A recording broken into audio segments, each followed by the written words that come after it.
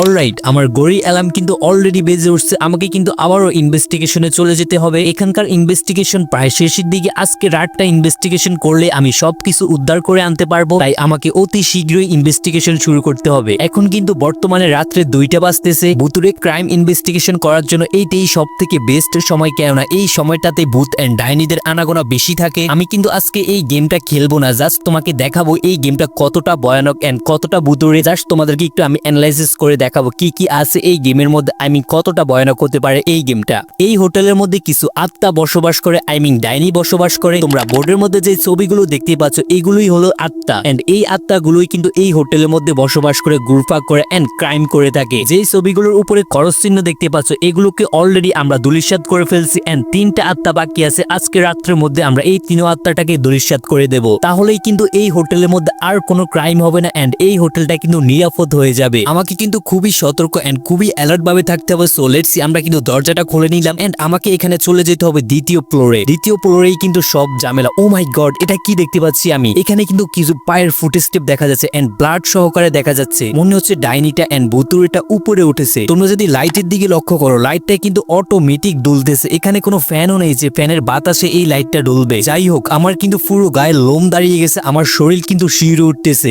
O my goodness, দেখতেই পাচ্ছ এই তালাটা কতটা ভয়ানক লাগতেছে। এখান থেকেই কিন্তু আমাদের ইনভেস্টিগেশন শুরু করতে হবে। ক্রাইম কিন্তু এখান থেকেই হয়েছিল। ও মাই গড, আমরা কিন্তু এখানেও ফায়ার ফুটস্টেপ দেখতে পাচ্ছি ব্লাড সহকারে। মনে হচ্ছে ডাইনিটা ঠিক এই দিকে আসছে।